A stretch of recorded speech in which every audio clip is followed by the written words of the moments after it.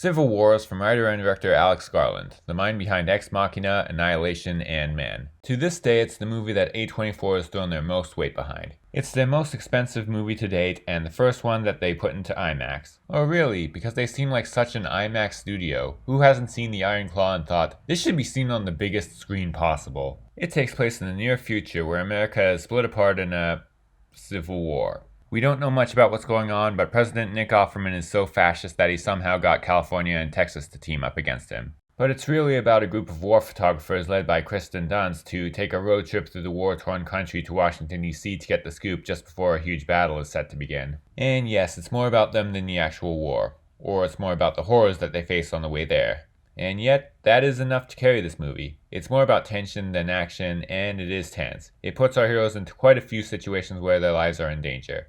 One particularly frightening standout is a group of militants led by a pitch-perfect Jesse Plemons. I missed seeing it in IMAX, so I don't know whether or not these sequences justify seeing it in that format, but at the same time, they definitely don't not justify it. It's a future that seems close in today's world, and that makes it all the more uncomfortable. But it's more interested in showing the horrors of war and the voyeurism of war photography than discussing those kinds of issues, which should be a drawback for a movie that's explicitly about those issues. But when you watch it and see the kind of thing it's really going for, it's a lot easier to digest how those things are just in the background. It's an apolitical look at political division, but it works pretty fine with just criticizing war and the media's response to it.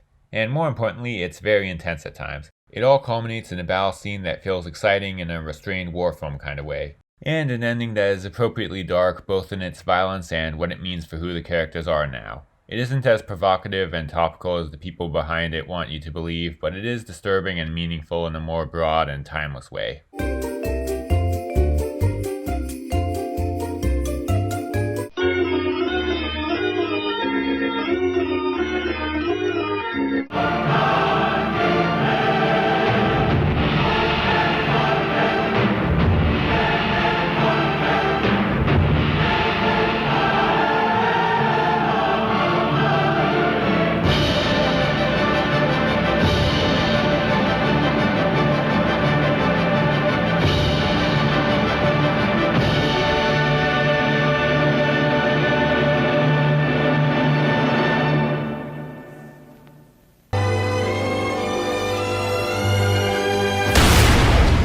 Do you remember this? No. Any dreams you have or plans for your future, I think you're gonna have to put that on hold. For the rest of your life, you're gonna be looking over your shoulder.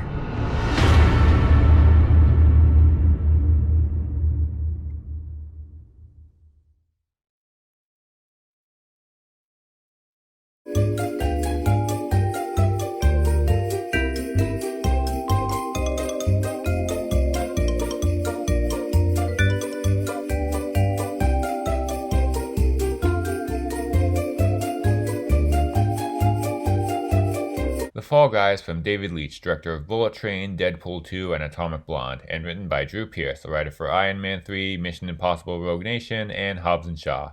It's based on the 80s TV show of the same name.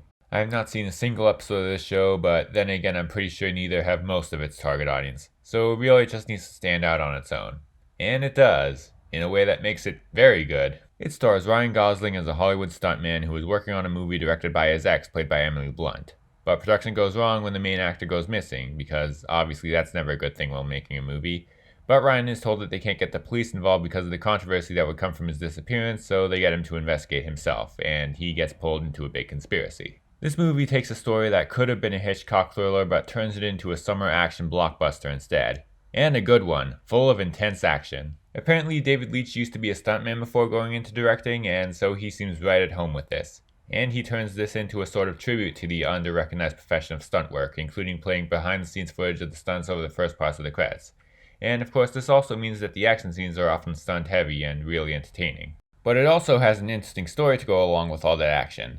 It's an intriguing mystery that's full of twists and turns. I guess the big part of the climax felt a little unnecessary, and it would have been a lot more satisfying for me if it had ended just a little earlier, like, I'll try not to spoil anything, right after the plan went into motion. I thought that was kind of a perfect way to end the story with just a few epilogue type scenes after to wrap things up, but that would also be a little anticlimactic and you gotta have your big action climax, and I get that, and it still definitely works in that regard. It's also pretty funny and has good chemistry between its two leads. Ryan Gosling's great as always, and so is Emily Blunt. They're both very likable and also convincing as a will-they, won't-they couple. This is an action comedy with a thriller plot and a good romance going on between two charismatic actors. Basically, what else could you want out of a summer blockbuster? This is what summer movies should be.